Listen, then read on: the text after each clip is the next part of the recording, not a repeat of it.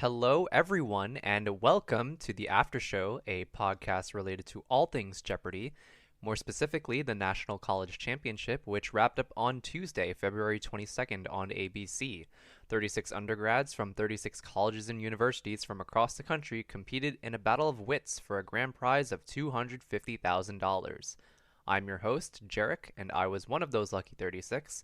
And joining me today are the two people I faced in my quarterfinal match, Raymond Goslow, who represented Kennesaw State University in Kennesaw, Georgia, and Lucy Greenman, who represented the College of William and Mary in Williamsburg, Virginia.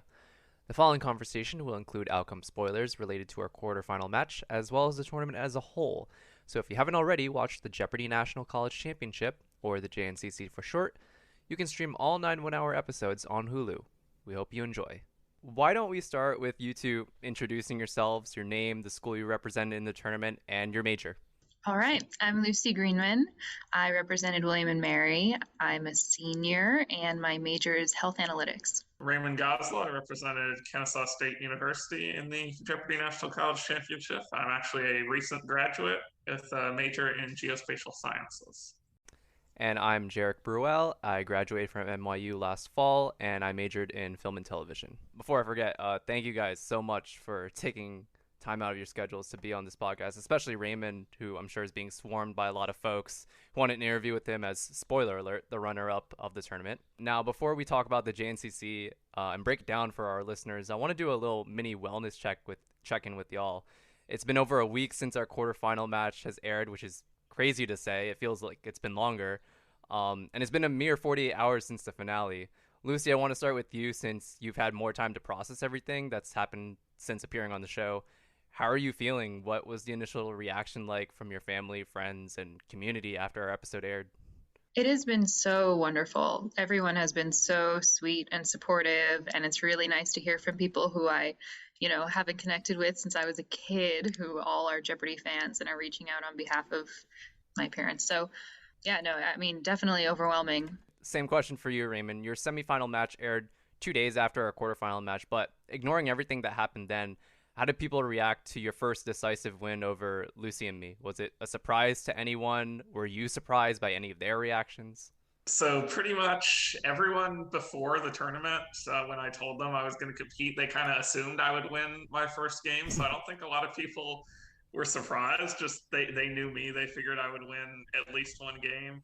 But still, like the watch party that we had at the library, the atmosphere there as I built up a larger and larger lead and got the daily doubles and all of that. That was just a electric atmosphere, and that was really cool to be there and have everyone want to take a picture with me.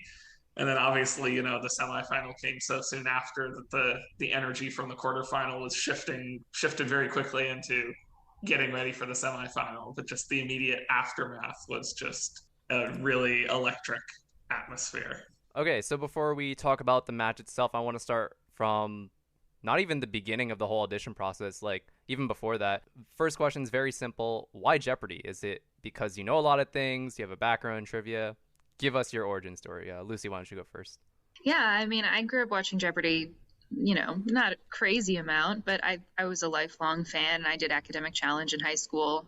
It's just one of those things that kind of happens. Raymond? Yeah, so my dad's been watching Jeopardy and recording episodes of Jeopardy since I was young enough to remember, so it's always been a part of my life. I've always been the kind of person who's just held on to knowledge and just never let it go, just to know a lot of things for its own sake, basically. And I've, over the years, been an on and off Jeopardy viewer. Sometimes I'd have periods where I'd watch it every night, and sometimes, I wouldn't watch it for a while. But the combination of it being in my life and me having the knowledge that fits with being on Jeopardy made me know, I'm going to be on it someday, one way or another. I'll get through the process, whether it's for the college show or the adult show or whatever. So it was never really in doubt for me that one day I'd be on the show. Yeah, I feel like I'm the same way. I love watching Jeopardy every night after dinner. I'd especially get excited for the teen tournaments and college championships. Those were the main inspirations for me. Knowing that I could actually answer some of the clues correctly, that gave me the confidence I needed to, take the online test and start the audition process as young as when I was 15, I believe. And yeah, and starting in 2018, I started getting into trivia apps and I started like playing mobile trivia games, and I feel like that partially helped me in my prep process, but more on that later. My second question for all three of us is, what did your timeline look like? I'm sure we all have similar answers to this one, but I think people would still find it interesting. When did you take the online test? When did you take the second online test? When was your mock game and interview? And finally, when did you get the coveted text or call? Let's start with Raymond. So I took the anytime test in October 2020, the proctored test in December 2020, and the mock audition in January 2021. I actually got a call in May of 2021 letting me know that I was still under consideration and checking whether I would be available to film on the dates that we ended up filming. So I did get that sort of like check-in between my audition in January and my actual like call to be on the show in September. I know like some other people in the tournament got that, and some didn't, but I did get a confirmation like in May of whether I'd be available on those dates. Yeah, I'm actually the same, except with the exception of a call.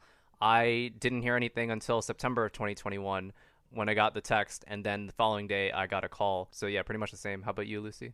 Yeah, same as you, Jeric. September was when I first got that text from John.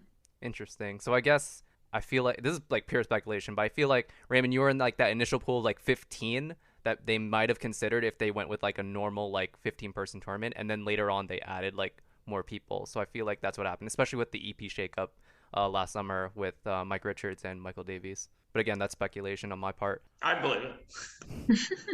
Next question is, knowing that you'd be on the show, what was your preparation for the JNCC like? All 36 of us were in the middle of our fall semesters, so I'm curious as to how you guys made time to prepare and study. Lucy? I had the busiest semester I've had in many moons. I decided to apply to nursing school right before last semester, so I was picking up a bunch of STEM credits that I hadn't taken STEM in a while. So my friends actually asked me after the show, they were like, all those times you told us you were studying for anatomy, were you really studying for Jeopardy? And I was like, no, I was really studying for anatomy.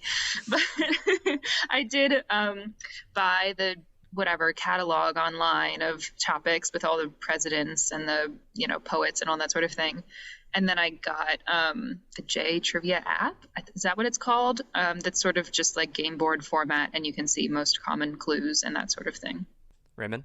Yeah, so my approach to getting ready for Jeopardy was basically to mainly trust that I had already picked up about as much information as I was going to have, and not really like cram any information, practice too much. I did make a point of tracking my Coriat score while watching the game and stuff like that.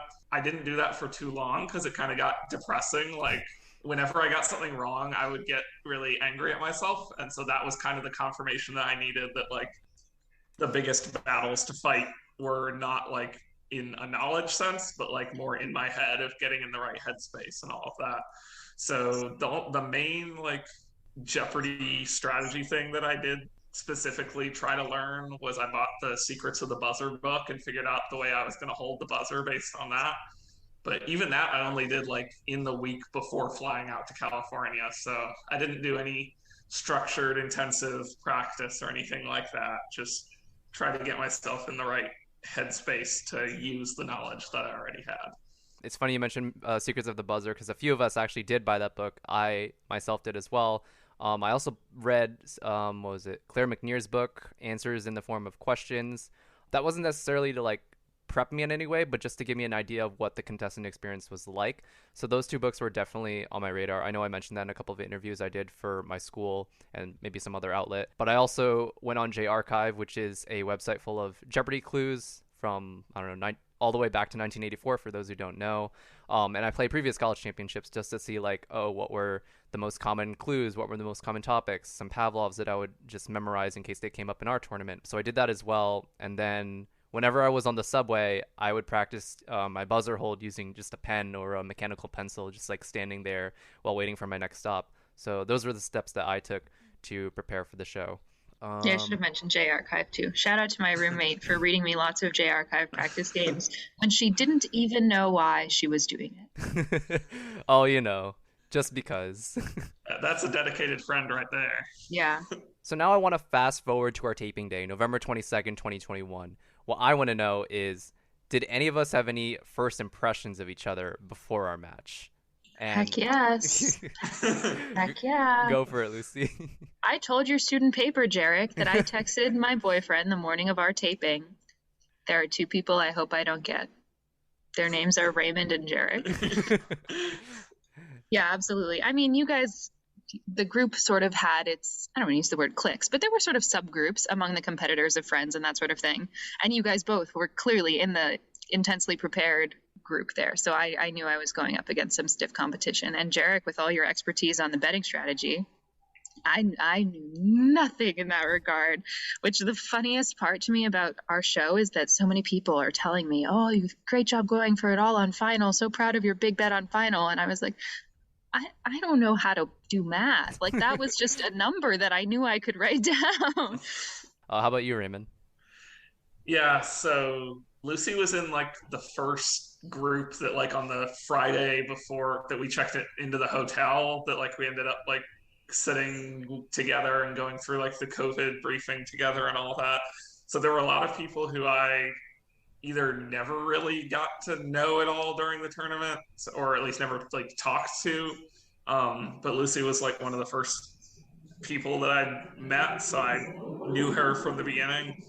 Jeric, I don't remember like seeing or meeting or anything like until we were watching like from the Wheel of Fortune stage on the day that the other games were taped. I think we somehow managed to like avoid running into each other at all before that point. And so my first impression of Jeric was like really intense, like tracking all the scores and the wagers and stuff like that. So that was, I definitely knew I didn't want to get into like a really tricky wagering situation. And hey, you didn't have to. I know. That was definitely what I thought to myself, kind of, because I knew that I hadn't practiced anything like that, was like, okay, I better just do well enough to not have it even matter. So that worked out at least. True that. For me, yeah, like Raymond said, I don't think we ever ran into each other until we actually started watching the quarterfinals on the first day, which was the 21st. And we were there with, I think, Kristen, Mitch, Megan, and there was one half of the Wheel of Fortune stage that was either doing homework and like doing their own thing, and there was the other half that was like watching the monitors and the games and just like practicing clicking in and like answering. So yeah, I think. And I was quite literally sitting on the boundary. Yeah, I know. I remember that. Yeah, and I remember Raymond would get the clues that I didn't, and knowing that you were a part-time librarian and knowing that your major was geospatial sciences, I knew I had my work cut out for me as soon as they pulled all three of our names. Lucy, I didn't get to know you as much when we were watching the quarterfinals, but then as like our taping grew closer, I don't know, I feel like we just like became friends naturally through our taping, and I honestly couldn't get a read on you, honestly, just because I hadn't talked to you too much. That's just me being honest. Like, I couldn't get a read on you just because I didn't talk to you as much going into our match. But yeah, those were my thoughts. What was a category that you absolutely did not want to see? And if you don't have one, what's a Jeopardy category you're generally weaker with? National parks was pretty bad for me. Raymond? My weaker categories are things like clothing and fashion and food and drink, things like that. Those kind of like cultural things. Because the things that really stick in my head is information that has a structure, like the list of presidents, you can put those in order. Historical events you can pin down on a timeline, but like there's no order to the list of different types of hats. So those kind of information where there's no easy way to structure it, like doesn't stick as well in my brain as other kinds of information. I get what you mean. For me, it would probably be literature, which kind of sucks because there was an entire literature category in Double Jeopardy of our quarterfinal match. Shakespeare, I definitely struggle with. In terms of my preparation for that, I just looked up like the most basic plot elements and characters from each of the Shakespeare plays. The first character that comes to mind is Petruchio. I don't even know what play he's from. So true. Is it The Taming of the Shrew? Because I watched that synopsis like 6 times. Yeah. I did the same for Jane Austen novels and the Bronte sisters, Pride and Prejudice, Sense and Sensibility, Wuthering Heights. Jane Eyre, those things. I've never read those books in high school, so I figured I probably should know a thing or two about them. But yeah, literature, definitely a weak point of mine. The one like actual cramming thing that I did was like in the hotel the night before we had our taping day. I did brush up on and just like make sure I knew all of Shakespeare's plays because I felt like that was something I could get the most bang for my buck of, like Yeah. knowing those would potentially come in handy. So I don't know if they actually ever did come up in my games, but it made me feel a lot more confident if I filled in like a gap in my knowledge that I knew was there. My next question requires a little bit of context for our listeners. For those who don't know, when you're on a stage playing Jeopardy, the clue board you see on TV is outlined in a white light that signals when the players are able to buzz in to answer a clue. If you buzz in too early, you're locked out for buzzing in for about a fourth of a second, which might not sound like a big deal, but to put into perspective, the average human reaction time is around 273 milliseconds, according to humanbenchmark.com. However, there are some Jeopardy players who have based their buzzer timing on the host's cadence or inflection of their voice. As soon as the host speaks the last syllable of the last word of the clue board lights up. Supposedly, it's faster to base your reaction on sound rather than the lights. So my question for the both of you is, did you buzz in based on the lights or based on the host Mayim Bialik's voice? And my follow-up question is, did you have a preferred buzzing position?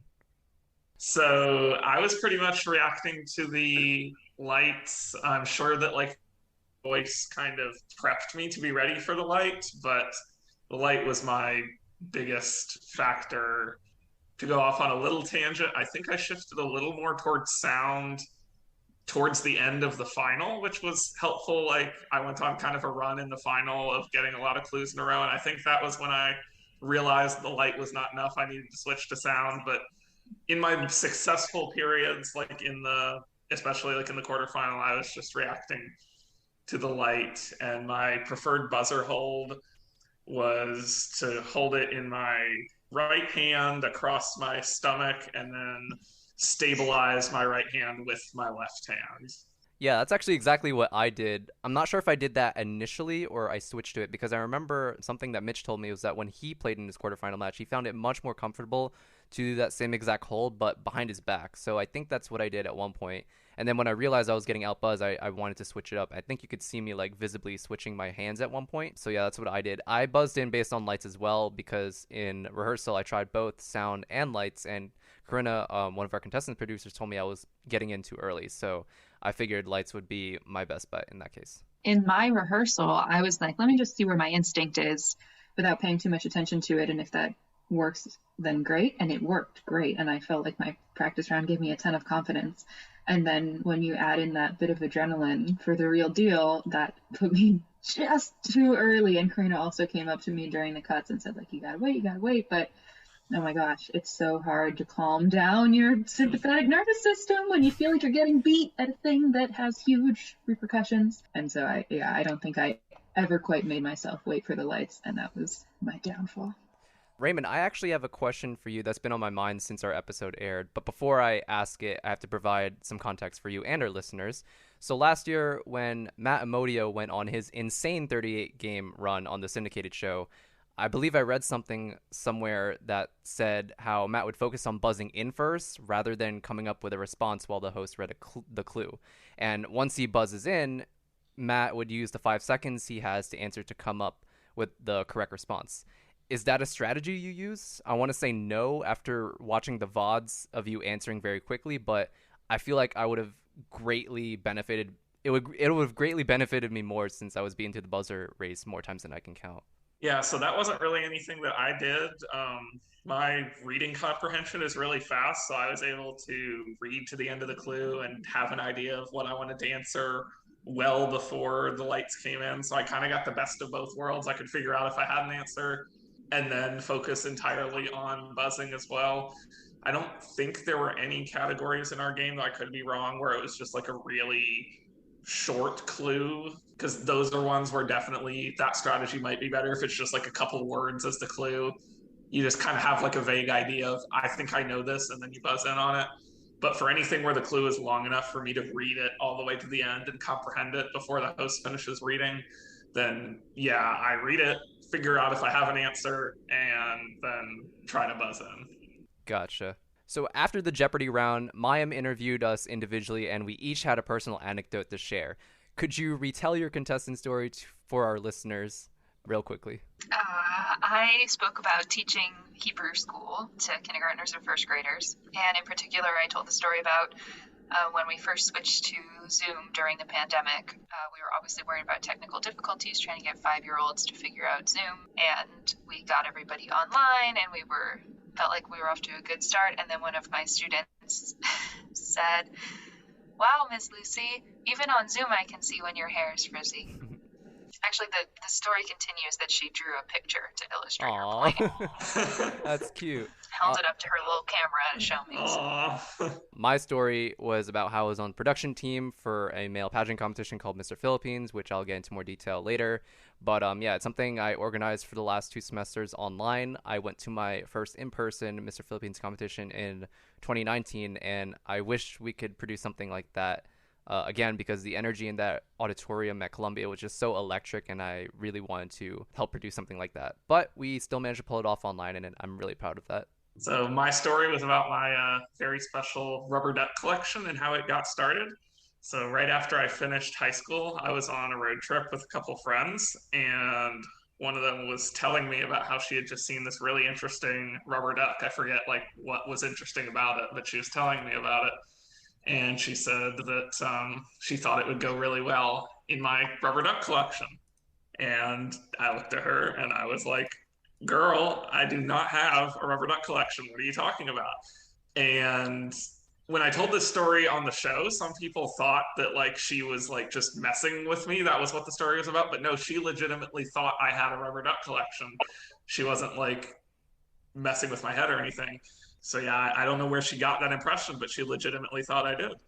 But when we stopped to have dinner on our road trip, the restaurant in the lobby had like a crane game that was full of rubber ducks. And so I figured I had to start a collection. It was fate. So that's what I did that day. And now I have like over 200 of them.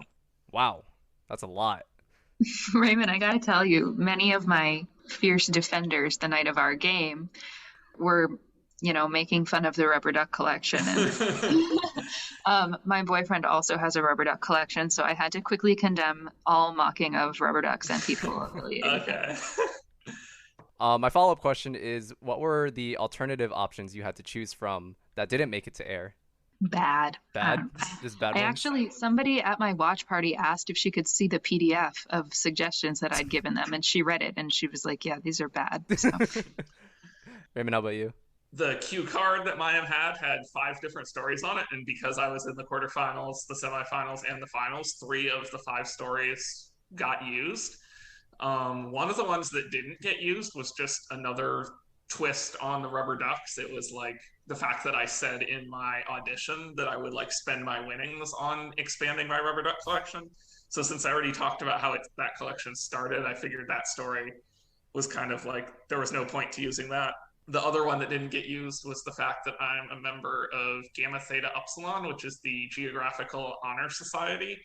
But I joined that during COVID, and we didn't do any like events or projects or anything, so there was no real like story there. Just the fact that like I got good enough grades to be in the Honor Society, so that's the reason that one never made it to air either. Is it like a frat or? No, it's just like an honor society of like for networking and stuff like that. Gotcha. For me, the other 2 I had to choose from, one of them was the fact that I used Jeopardy as part of my common application essay to get into college.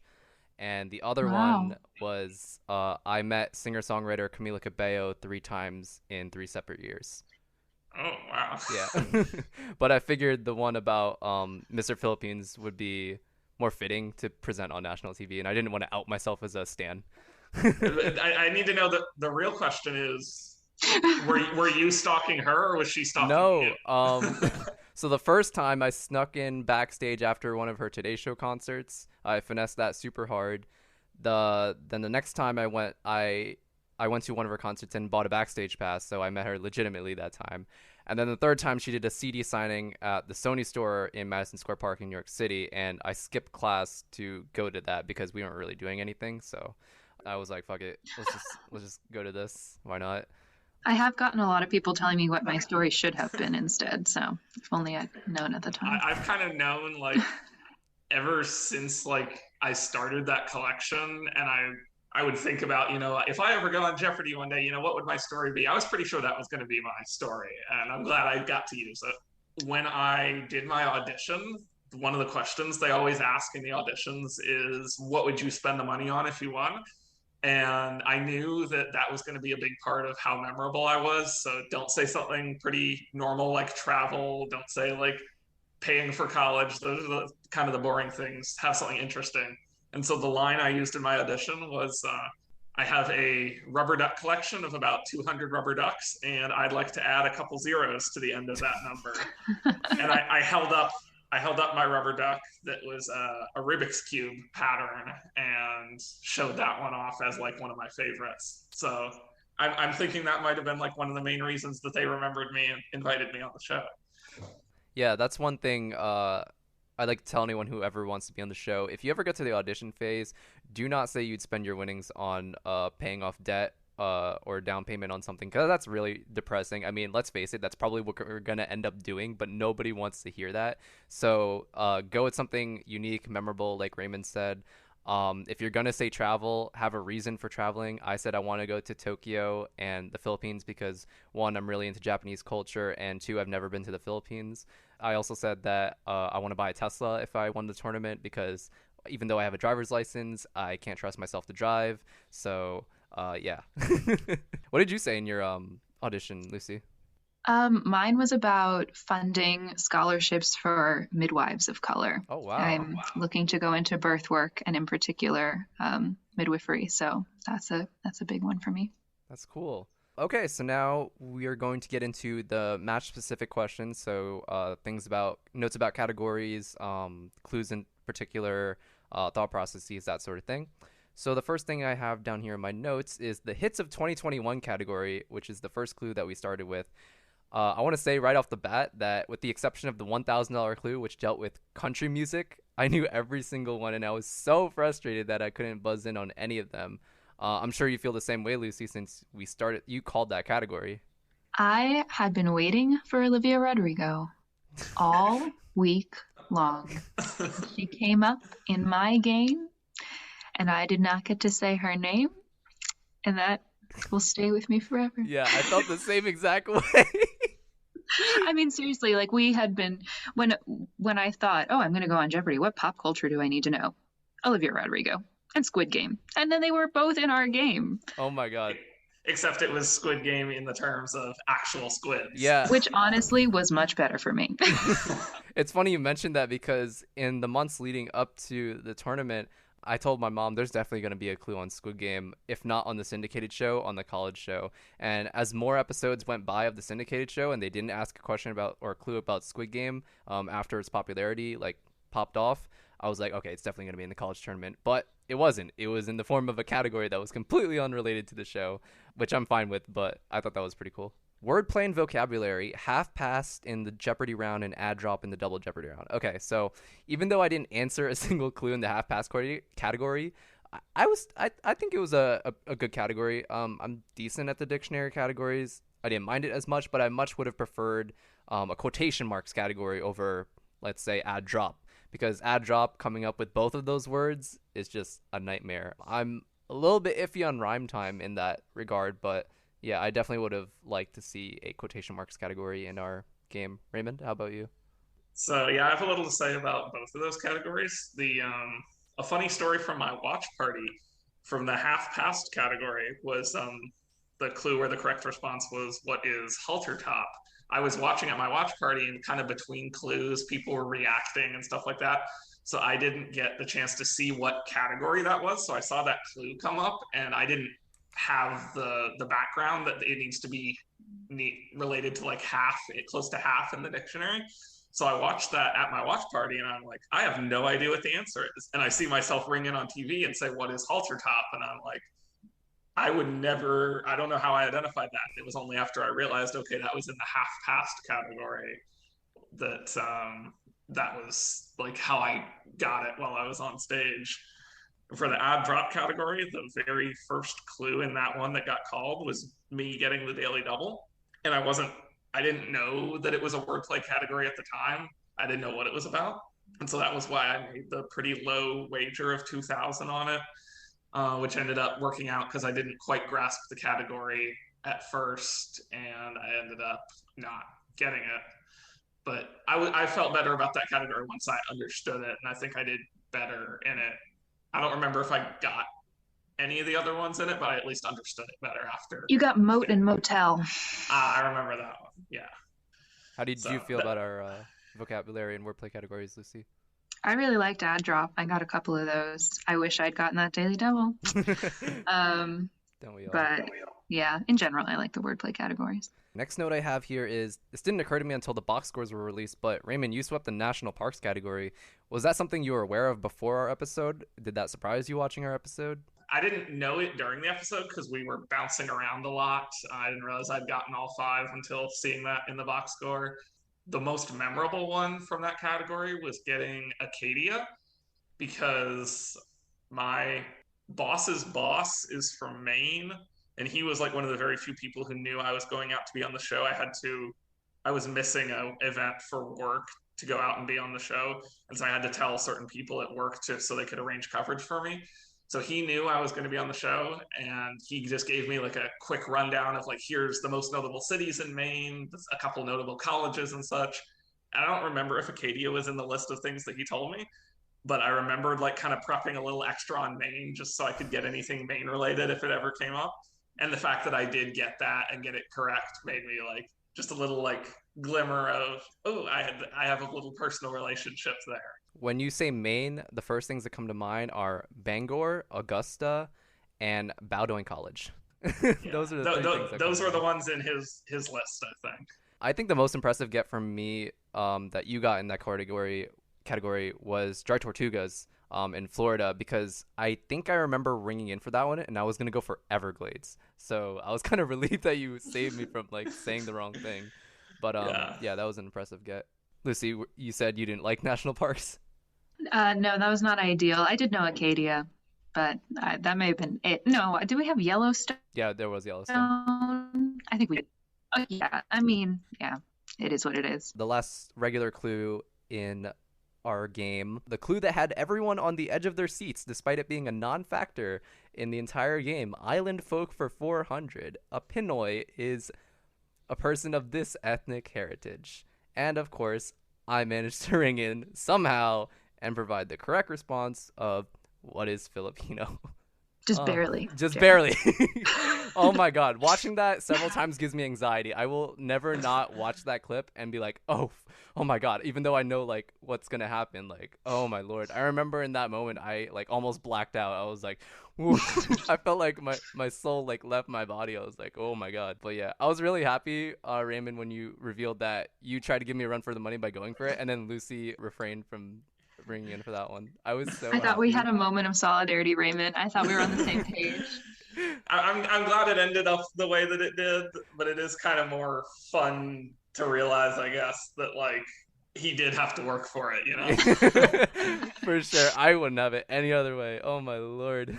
My friends would not have had me live that down had I not rang in for that one. But yeah, I was really surprised by the reaction. I mean, everyone was so happy for me. Even random like Filipino like orgs from across the country were like tagging me in like TikToks and like Instagram posts and liking the video that I put in my Instagram, and they're like, oh my God, I'm so happy that he got it, and I'm proud to like, you know, get that clue as a Filipino on national television. So that was absolutely. That's amazing. If I couldn't win the game, I was gonna at least be iconic. Yeah, that's what I was thinking in that half a second. I was like, if I ring in right now and I answer this question, I'm just gonna turn and look at Jeric and be like, this would have been such a better moment if I didn't do that right there. I like both of your reactions. Raymond like turned his head, and then Lucy did like a nod, knowing that I managed to ring in. Oh my God, that was the best. Okay, so moving on to Final Jeopardy. What were your thoughts when physicists was our category? Were you confident in it? Did that affect your wager choice at all? That last part is mainly for Lucy, but Raymond, can you first share the story behind your 821 wager? Yeah, so my 821 wager is reference to August 21st, which is the birthday of my then boyfriend, now spouse, Jordan. We were not married yet when the tournament filmed. We got married the next month.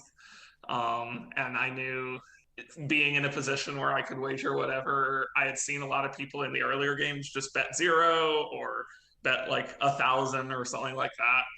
And so I knew I wanted to make like a symbolic wager because I had the room to do it. They told us not to do like a shout out by writing any like hello this person in our final Jeopardy response, but I knew that my wager could serve as a shout out in its own way. So that was what I did there.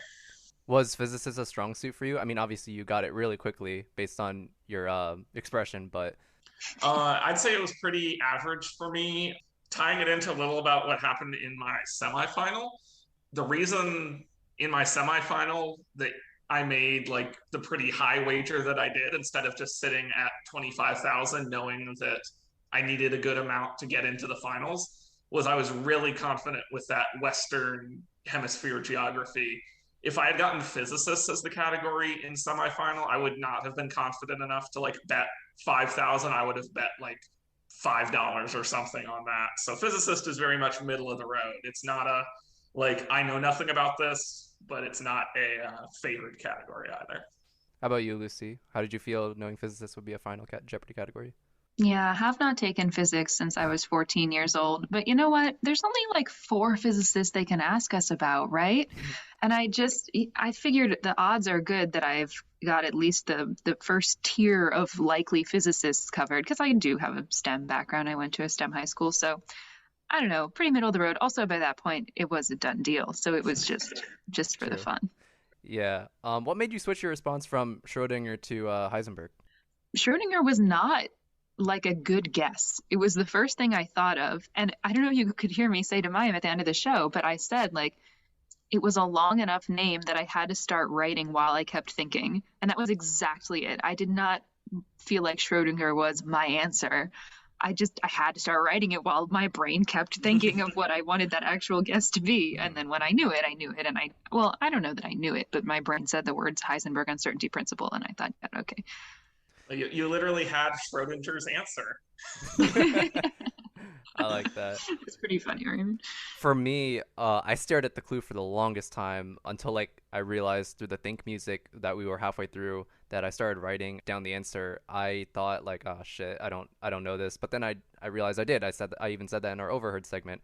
And I tweeted this. I was gonna put down a joke answer by shouting out 2 streamers that I watch on YouTube. But once I realized that I kind of had a feeling that I knew it, I wrote it down. And that's why you saw when they revealed my final Jeopardy response that I had like a relief or like I breathed in the air, because when I was watching the other quarterfinal games, I was striking out super hard in the other final Jeopardies. Like I was not doing well. So the fact that I managed to get our final Jeopardy clue right was just nothing short of amazing to me.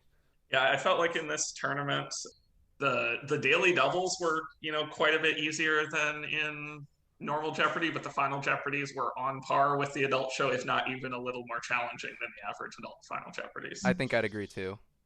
Yeah. There were a lot of people on social media that said like this college championship is harder than the syndicated show, which I don't know if I necessarily agree with, but it's definitely harder than past college championships that I remember practicing with.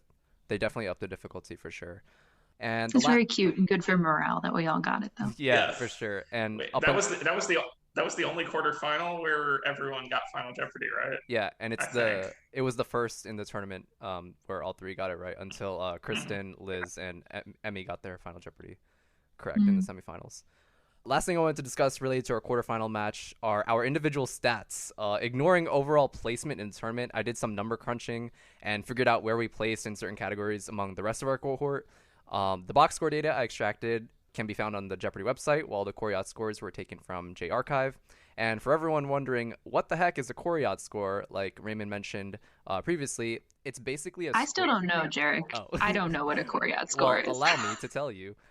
It's basically a scorekeeping method to gauge your performance playing at home. It's a player's score if all wagering is disregarded, and there's no penalty for incorrect responses on daily doubles. Correct responses on daily doubles earn only the natural values of the clues, so if a daily double is under a $1,200 clue, for example, its value is $1,200 if a player answers it correctly.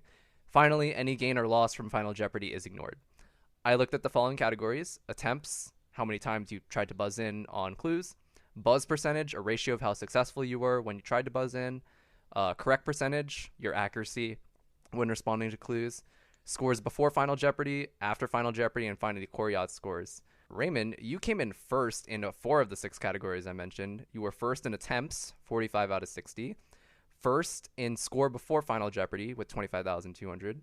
First in score after Final Jeopardy with 26,021. And first in Coryat score, 23,200. And you came in 6th in buzzer percentage with 67% and 11th in correct percentage, 88%. So out of all the quarterfinalists, you did the best, and Lucy and I definitely had our work cut out for us. That is to say that it did have a slightly negative impact on our own stats, but I don't think that's to fault us for like anything. That's just the way it panned out. Lucy, you actually got the second in non-winning contestants after Final Jeopardy. I think first was Sarah. She got 18,000 after she doubled up in her quarterfinal against Jaskarin. You got 6th in non-winning contestants before Final Jeopardy, and 8th in non-winning contestants Coryat scores, which is really good in my opinion. Thanks. For me, I got 8th in non-winning before final, 5th in non-winning after final, and 10th in non-winning Coryat scores. I looked at our buzzer percentage, Lucy, and we're at the very bottom. Yeah. Oh my god. You were 34th and I was absolute dead last, 36. Wow. It was so bad. I was like, oh shit.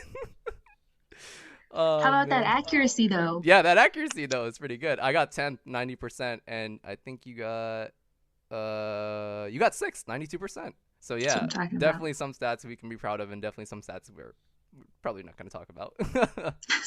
I was just going to say, like, the stats and the scores that y'all put up, like, considering that there was someone in your game who, you know, put up like a $25,000 performance, like that was really, really good. Like there was, you know, the last quarterfinal game where the leading score going into Final Jeopardy was like 5,400, and there was another quarterfinal where the leading score was like 8,600, I think. So like to put up 7,500, 8,000 in a game with a really like dominant player like that, that is very impressive.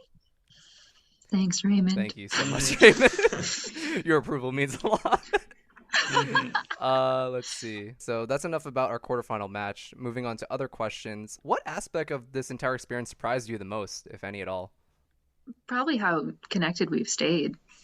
I did not foresee that. I agree. I didn't think connecting all 39 of us plus the four. Wait, were there 4 alternates? No, there were 3 alternates. 3 alternates. Yeah, getting us in one group meet all together and chatting like every single day is something I never thought would be possible. I thought it'd be possible in like a group of 15, but in a group of 39, that surprised me the most.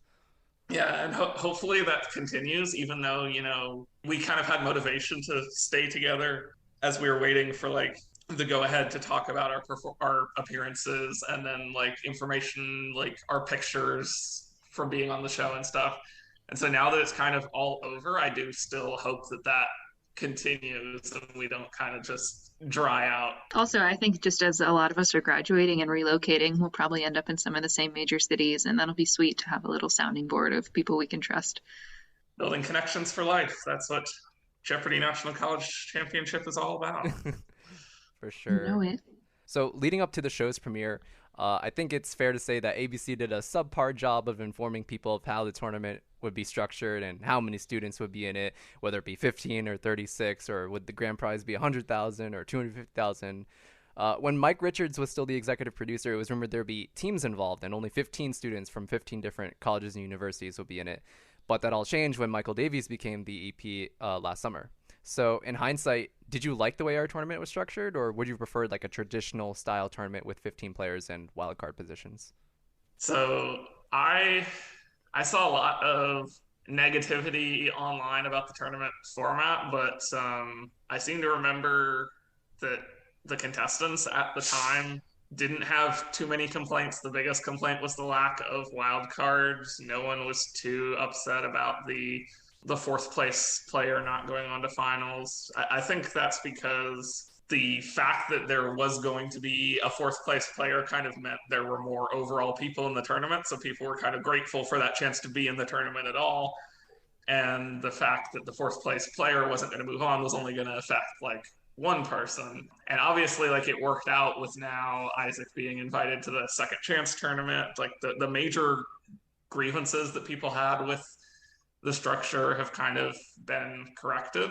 But I'm glad that we didn't know that the fourth place player was going to get a second chance when we were filming, or else I might have wanted to be the fourth place player. That it would have created like a perverse incentive there. And just to talk a little bit about kind of the promotion and such for the tournament, I definitely agree that it would have been better if the format of the tournament and all of that were public as early as possible. But I'm honestly okay with the fact that we weren't able to talk about our appearances until so late. I was frustrated at the time, but when it turned out that, by the time everyone had gotten over the initial like wow reaction to us being in the tournament, suddenly it was time for the tournament to start. I do kind of like how it just became one big blitz of announcement to tournament to people winning games and stuff like that. So I like how that turned out in the end. Mm. Yeah. Yeah, I second all of that, honestly. Yeah. I think the biggest gripe I had was the fact that our Good Morning America promo was never released. For those who don't know, we had a media day, I believe, on the 20th of November, where we spent all day like taking photos or headshots, doing rehearsal games for the show. But a big part of that day was filming a promo in I think it was AstroTurf or like a fake grass area on the Sony lot, where they had like a giant crane and a camera attached, and they had like a sweeping shot of like all of us separated by 6 feet, and we would be like, "Good morning, America," and we'd assume it would air on Good Morning America, but it never did, and I'm really sad about that. That was the hardest part of the whole thing. Maybe I'm still holding out hope that like they'll bring on Jaskarin to Good Morning America as like the winner, and then like they'll use that as like an intro shot for his appearance. Like I'm hoping so hard. Oh man. And speaking of second chance that Raymond mentioned, that would have made some really like interesting conspiracy theories about like people like, oh, did they bet to like be in the second chance to get more money or whatever. I think that would have been pretty funny, but yeah, I'm also glad that they didn't make that decision until after the tournament was filmed. I am curious, like, I wonder if they did have that decision made before and they didn't announce it until later, if that decision was made later. I guess we'll never know, but it's a curious thing, because everything we find out about Jeopardy, the show gets taped and it doesn't air for 3 months. I wonder if that decision was made a lot earlier. Would you have preferred to be on the syndicated show? Originally, I was going to say this is a no-brainer for Raymond, but I thought about it more, and I'm not quite sure anymore. I saw a couple of people online believing you had the ability and intellectual prowess to string up a couple of consecutive wins. What do you think? I think the overall atmosphere of the tournament and the media attention and the getting to represent my school and all of that definitely still puts the tournament in an edge over the syndicated show, because people who go on the syndicated show don't get nearly like the concentrated attention that we got. I'm not like saying everybody pay attention to me, I need attention all the time. It's just more of like it's good for my career prospects, and I like to think I'm a interesting person, and people seem to have agreed with that just watching the show and all that. So I'm glad that we got that extra prime time attention to be able to show myself off to the world like that. Lucy, you? Yeah, totally agree. Plus, the college format is just fun. People have their schools that they like or dislike for one reason or another, and they're texting me, "Oh, what about this person from my alma mater?" So that's fun. I definitely preferred to be in this tournament for all the reasons that Raymond said, but also the fact that our minimum guarantee was 10,000, which is 5 times more than second place on the syndicated show and 10 times more as third place. And Sony paid for our flight, hotel, gave us a per diem to spend money on groceries and other stuff while we were in LA. Those are sweatshirts, 2 free sweatshirts that Wardrobe gave to us. Those are what's the word? Those are privileges that normal Jeopardy contestants on the syndicated show don't have. Most of what they do to get on the show comes out of their own pocket. So, and the consolation prizes sometimes don't even cover the cost of going to Los Angeles. So, I'm really thankful that I got to do it this time around. Do you have any regrets at all, whether it be in our match or outside of it? No, I can think in certain moments in the finals of like how things would have turned out differently, but it's like everything happens the way that it happens for a reason. And I can't wait to see what happens next for me, specifically because of me placing second place. And I wouldn't, whatever it turns out being, I wouldn't trade that for anything. So no regrets. Just keep moving forward. The one regret I have that's outside the show was not getting sushi on the Friday night, because I heard that 18 of us went to the sushi place near the hotel, and I was sad because most of the people who filmed on day one of the quarterfinals went to that dinner. So I kind of regret not socializing with everyone on that first night. I decided to be antisocial and eat ramen and watch anime from my hotel room, because I was still feeling everyone out. I was like out of my comfort zone. I hadn't been to LA in like 6 years, 5 years or so. So yeah, I was definitely still coming out of my shell at that point. Yeah, no, I was too. I think I went to dinner with folks that first night, but most of the afternoon I was just sort of trying not to be overwhelmed. But in terms of regrets, I don't know. I mean, I think the take to have is let's just not dwell on things like that because it's not going to end well regardless. True. Um, and it's hard, getting seated against the second place overall in the very first round. You just kind of wonder, like, oh, is it something I said? What if I had done differently in my practice round? That, because that makes a big difference for what feels like a sort of a random decision. Any fun behind the scenes stories not related to our match that you'd like to share with everyone? Am I legally allowed to share the? That's a great question. The Carnegie Melon story. Oh man. I'll tell it, and then you can decide whether to. I'll run it by the producers. Yeah. So on the day that the semifinals and finals were taped, everyone was going through wardrobe, hair, and makeup, and Kristen had gotten her sweatshirt on, and she was going through all the hair and makeup, and she's from Carnegie Mellon University. And so I was walking past. I think I had already gotten my hair and makeup done, but I was just walking past, and I looked at her sweatshirt, and it says Carnegie Mellon, not Mellon like the name, but Melon like a watermelon. And so I'm looking at her, and I stop, and I'm like, okay, it has to be like a fold in the fabric is covering it up. So I walk to the other side, and I look at her from the other side, and it still says melon like a watermelon. And I just point at her, and I'm like, do you know what your sweatshirt says? And she looked in the mirror that they were doing her like hair and makeup in, and she had no idea. She had not realized that. No one had noticed it. Apparently what happened was one of the sweatshirts that was provided for her ended up being a sweatshirt that had the name printed on it wrongly. So they obviously took her back, had her change into a different sweatshirt that had the name of the school spelled correctly. But that was just my dying laughing moment. And after the tournament, I had printed a poster that had a watermelon with Andrew Carnegie's face on it, and I mailed that to her house. Oh my god! Just as like a reference to that. I thought it was hilarious. Holy cow, that's amazing. That's so funny. Imagine if you hadn't noticed. Yeah, right? It would have just gone on that way. And then people would be like, that doesn't look right. Any stories you'd like to share, Lucy?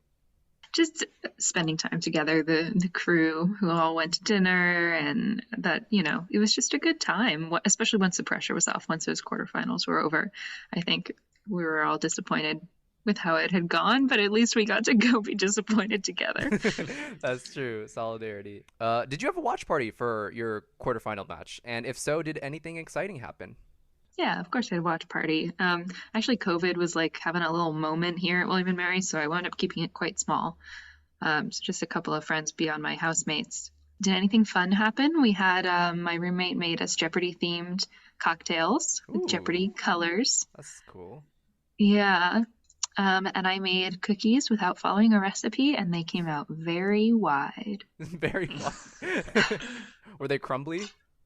No, they were like real gooey and stretchy. Yeah. Raymond, you said you had yours at the library?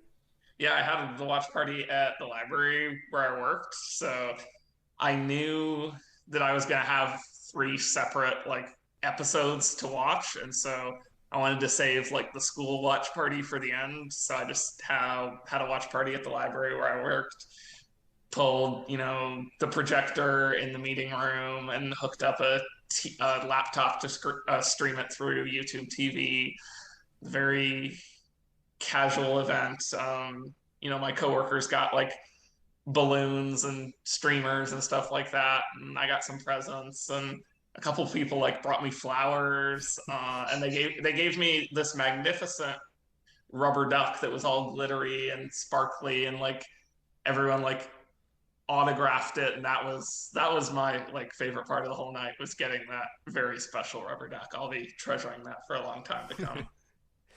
Yeah, for me, I kept it small because I'm not a student anymore. I couldn't hold a traditional watch party on campus, so I just watched it at home with my family. And my mom and dad were definitely worried when I didn't answer a clue until 10 clues in. They're like, Jeric, what's going on? And I'm like, I'm trying my best. So yeah, they were really worried. But I was very surprised that my NYU friends and Columbia friends held a watch party at my friend's apartment in Brooklyn. They made signs for me. They sent me pictures. They sent me videos of them cheering for me whenever I got a clue right. So that was very wholesome. I never would have expected that, but I'm glad that they did that for me, even though I wasn't present.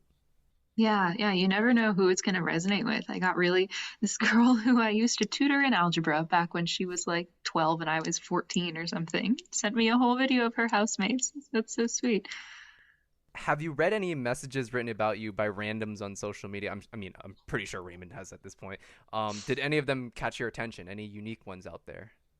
So I've been pleasantly surprised that like very few messages have been negative. Almost everything's been positive. I've had some kind of weird people reach out to me and message me, and like if people just want to message me and just talk about like random things, like that's fine. I'll answer them. Like there's this guy I've been having this conversation with today where we're just talking about like math and like calculus and stuff, just random guy on the internet. I'm like, sure, why not? But in terms of like negative messages, my favorite one that I got was the person on Twitter who said, I hate Raymond and his entire bloodline. That was the best. And it was just so over the top that like I couldn't even be mad. I just had to laugh at it. Wow. Yeah. How about you, Lucy? I mean, on William and Mary Yik Yak, that was, quite the outpouring of support. That was very sweet. But in terms of wider social media, I did not get the level of comments that even other quarterfinalists got. I think I was just one of those, seems nice enough, pretty unassuming. I did get a couple of, nice things. I got, some like Jewish people, because I'd mentioned Hebrew school, saying like, oh, that's so cool. We live in New York. And a local Jewish mom did try to set me up with her son, actually. Oh my God. And I did get one thirst tweet from a stranger that just said, Lucy from Jeopardy, ... Sup. Oh my God. What an opening line. Oh my God. Yeah, for me, most of the chatter about me on social media was about the Filipino clue. People were happy that I got that. I got like one DM from someone who watched from the Philippines, which is pretty cool. I got a text from my aunt who just got back from the Philippines saying that she saw me and was really proud of me, so that was nice. Most of what I saw was generally positive. I don't think I saw like one mean tweet about me, which is something I'm thankful for. Yeah, it was mostly positive. My last question for all of us is, what was the best purchase that you've made thus far with your winnings? And if you haven't bought anything of significance yet, do you have any plans to buy anything that's quote unquote expensive? I bought my boyfriend tickets to see Elton John. Ooh. And I flew to Detroit to go to the concert with him. You flew to Detroit? Because that's where it was, and that's where he goes to school. God. Yeah, so that, I mean, Elton John has been a recurring theme in our relationship. Like the biopic came out right around his birthday one year, and I took him to that, and so then I saw these concert tickets right actually when I knew I was gonna, right when I got back from the show, I think, and I knew how much I had. So yeah, that was my big God, one. that's crazy. You flew to Detroit? Holy I did. shit. That's I flew some to dedication Detroit. right there. Yeah, what can I say? God. Raymond, how about you? So I haven't made any like major purchase or anything, but the one thing that I did buy that I was just like, I would never buy this normally, but because I know I have a lot of money coming, I decided to buy it, was I got this like tapestry style blanket that is like big enough to like cover an entire bed and then some, and it shows like two frogs like sitting on mushrooms and like holding hands. They're kind of like humanish type frogs and they're holding hands with each other. No one like in their right mind would normally like spend $150 on this, which is what it cost. But I'm just like, it's so hilariously like random and weird, and I like frogs. My Twitter handle is frogs and maps, so I was just like, that's very fitting for me, and so that was my one weird purchase. For me, I made my purchase before my check came in, which was my PC, which I'm streaming on right now or recording on right now, because I've always wanted a PC for the longest time because I've used the same laptop in college for about 4 years and it's starting to become quite slow. One, I wanted it for gaming purposes, but I also need it for video editing purposes, so I'm planning on having this thing last me for a couple of years. So yeah, that was the one big purchase that I made. As for what I'm gonna do with the rest of my money, I'm probably gonna put some in like a Roth IRA or something, and then maybe possibly spend some on what was it, LASIK? But that's something that I'm still thinking about because I feel like my glasses are my brand at this point. So I don't know. Do you guys have the same glasses on? No, I don't think so. Not quite. I was thinking about it when I watched our episode, but I think wait, hold up. Mine are Armani? Yeah, mine are Armani. Yeah, mine, I don't know what the brand is on them, but mine, like, the sides are clear plastic as well, so they're different. Yeah, I had the same exact thought, Lucy. I almost wore my glasses on this show too because those clues are so far away. I only have to wear them to drive at night, but I did bring them to LA just to see. But yeah, those are all the questions I had for us today. Thank you again, Lucy and Raymond, for talking to me about our collective experience.